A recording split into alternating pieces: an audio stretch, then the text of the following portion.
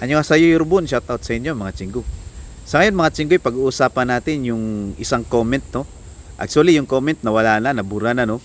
Kasi yung isang upload ko na about sa reality na yung sahod dito sa Korea ay malaki, pero hindi naman talaga assurance na dahil malaki yung sinasahod natin, pag uwi natin sa Pinas ay wala na tayong gagawin kundi ano na lang, yung hihilata na lang, at saka yung real talk na sinabi ko na yung sahod sa Korea, kahit yung isang kontrata, hindi tayo makabili ng isang sasakyan na Raptor, o hindi tayo makapag ano ng bahay na yung fully furnished, which is totoo naman talaga, realidad yan.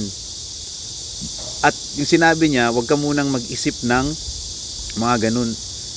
Actually, sinabi ko lang yun na realidad na hindi nga talaga nakakayaman yung sahod. Kahit na gaano kalaki yung sahod, hindi yun nakakayaman ng sahod. Unless na hindi mo gamitin sa tama yung pera na gawin mong negosyo, ipundar mo sa kung ano para kikita ulit.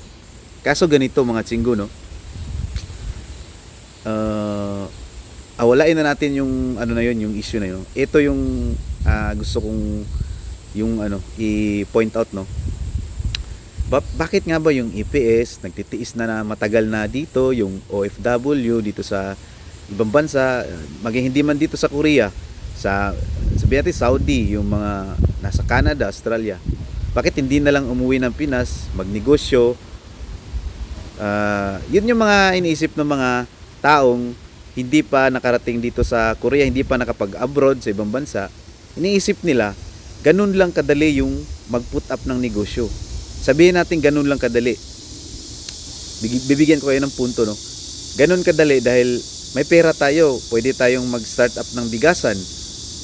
Pwede tayong mag-start up ng tubig, ng water refilling, or spare parts ng motor. Ang problema, mga chinggo, sure ka ba na sustainable yung income? Sure ka ba na yung negosyo ay lalago or magmamultiply yung investment mo doon? Hindi mo ba naisip na malulugi? Hindi mo ba naisip na hindi papatok? Marami na kasi yung gumawa niyan. Actually dito sa Korea actually ano na sila tatlong EPS na nakausap ko na ganun yung ginawa nila. Yung dalawang contract na sila ngayon, bumalik sila, pangalawang contract. Ganito yung story nila.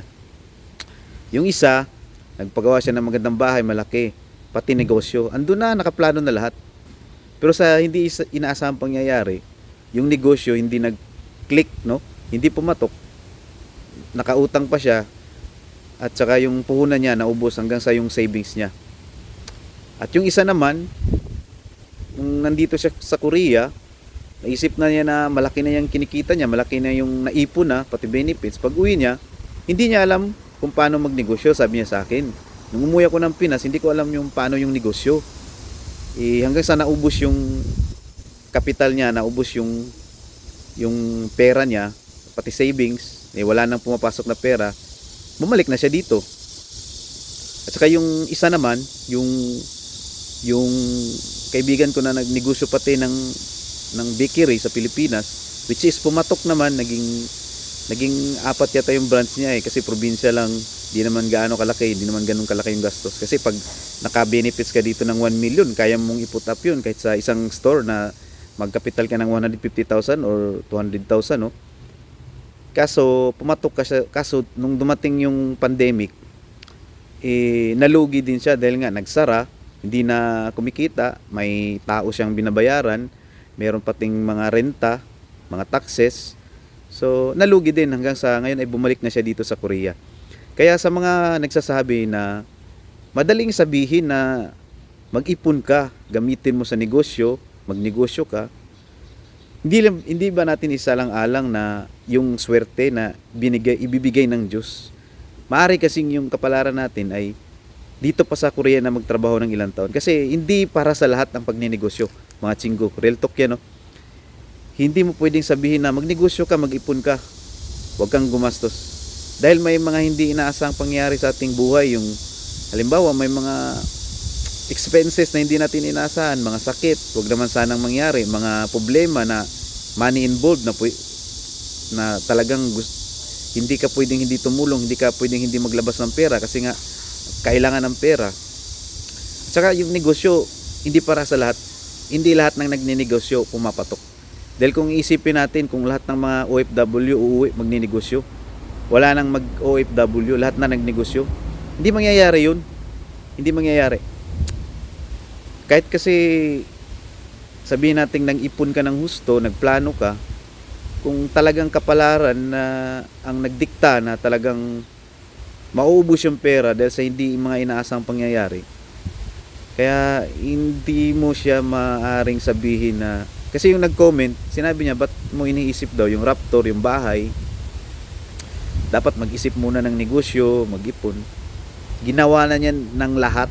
Yung sinabi kong yun, real talk na, yung sahod dito sa Korea malaki, pero hindi siya nakakayaman. Hindi ibig sabihin na nag-Korea ka, pag uwi mo sa Pilipinas, pwede ka nang na lang, umiga-higa na lang, at saka dahil marami kang pera. Kasi yung pera nauubos, at saka hindi lahat ng nagninegosyo pumapatok yung negosyo at nagmo-multiply yung pera. Usually yung negosyo mas mahirap pa sa trabaho. Yan ang realidad. Ang negosyo, mga tsinggo, mas mahirap pa sa trabaho. Kung ang negosyo is existing na, kumbaga pagpunta mo ng Korea ay mayroon ka ng negosyo, kapital na lang yung kulang, or yung mga magulang mo may negosyo na, kapital na lang ang kulang, alam mo na yung paano patakbin. Para yung mga nag-abroad na katulad ko na hindi pa man nakaranas ng negosyo, although nakaranas man ng negosyo pero hindi naman ganun ka komplikado yung style ng negosyo, hindi ganun kalaki yung negosyo. So hindi ko alam ang negosyo. Actually ako gusto ko nang umuwi Kasi kung kapital lang meron na, hindi milyon, meron na. Kasi hindi naman kailangan ng sobrang laking kapital. 100, 150,000, 200,000 pwede ka na makapag-umpisa. Kaso anong negosyo ang pwede mong gawin? Papatok ba ang negosyo? Ang negosyo ba ay para sa lahat?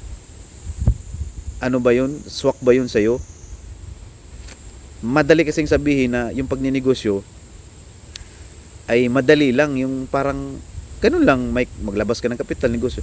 Pero hindi mo alam kung papatok yung negosyo, hindi mo alam kung masaya ka dun sa gagawin mong negosyo. Kaya yung sinabi nung kasamahan ko dito na may experience na siya, sabi niya, dapat dito pa lang mag-isip ka na ng kung anong negosyong gawin mo at pag-aralan mo yung negosyo. Ang pag-aaral ng negosyo ay parang pag-aaral ng hanggol na kumbaga wala ka talagang alam sa hanggol. In the first place, yung kahit yung mga alphabet hindi mo alam. Di ba inaral natin yung hanggol na kahit hanggang ngayon di pa rin naman natin na kabisado, di pa naman natin talaga gamay, no? 3 years na ako dito pero halos hindi man ako makapagsalita ng hanggol. Although may nalalaman ako, hindi man ganoon kadami. Kasi usually dito sa factory hindi naman kayo naghahanggol everyday. Trabaho naman talaga, bibihira lang naman yung nagsalita ng hanggol. Gayon din ang negosyo, mga tsinggo, no? Kailangan talagang pag-aralan, isiping mabuti, at saka dapat may alam. At saka hindi tayo dapat nang husga na sabihin natin ganun lang kadali magnegosyo, mag-ipon. Ginawa na yan ng lahat. Actually may kaibigan pa nga akong seaman almost siguro mahigit 10 years na siya Sinabi ko sa kanya, pre, ba't hindi ka magnegosyo? Matagal ka naman pati dyan sa abroad. Sabi niya, pre, oo, inisip na yan ng lahat. Kahit yung makasamahan niyang seaman, pero wala silang maisip. Actually siguro sumubok na, hindi nagtagumpay, kaya bumalik ulit. Kaya yung nagsabing ganun lang kadali magnegosyo. Okay lang yun sa mga negosyo, yung mga negosyo kung may existing ka na negosyo, alam mo na patakbuhin yung negosyo, kapital na lang yung kulang. Pero sa mga wala pa talagang alam, mahirap magbitaw ng pera, mag-start ng hindi mo alam yung ginagawa mo, hindi mo mahal yung ginagawa mo, baka magsayang ka lang ng pera at panahon. Kaya ako kasi iniisip ko rin yung negosyo, hindi ko naman iniisip na naghambog ako na patungkol sa bahay, sasakyan na Raptor. Sinabi ko lang yun na real talk na yung perang kikitain mo dito at may ipon, pati benefits, hindi ganun kalaki. Sakto lang din. Kailangan ding nating makahanap ng negosyo na talagang ma-multiply yung pera at maaring lalago pa na kung sana mahigitan pa natin yung kita natin dito sa Korea sa pagninegosyo natin sa Pinas. Yun ang pinagdasal natin. Kaso ang pagninegosyo hindi para sa lahat at hindi siya binibigay sa lahat ng tao. Meron talagang nakalaang tao para dyan kasi hindi mahirap ang negosyo. Madali pa yung trabaho sa factory kaysa negosyo. Masakit sa ulo. Okay lang kung establish na yung negosyo. Kasi yung negosyo, on and off yan maaring kumita, maaring malugi, maraming pwedeng mangyari. Kaya siguro yun lang ang mai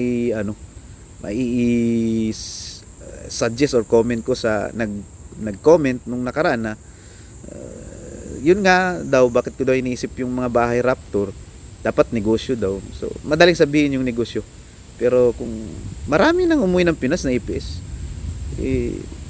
siguro yung iba nag-success, pero yung iba, yun nga, hindi naman, ang negosyo hindi para sa lahat. So siguro sa ngayon yun lang siguro muna. By the way, salamat sa nag-comment kasi binura yan yung comment niya eh. Siguro hindi niya tinapos yung video, hindi niya nakuha yung punto. So yun lang, no. Salamat at sana may mga natutunan kayo, mga bagong kaalaman, no, patungkol sa mga bagay na gusto kong ipunto.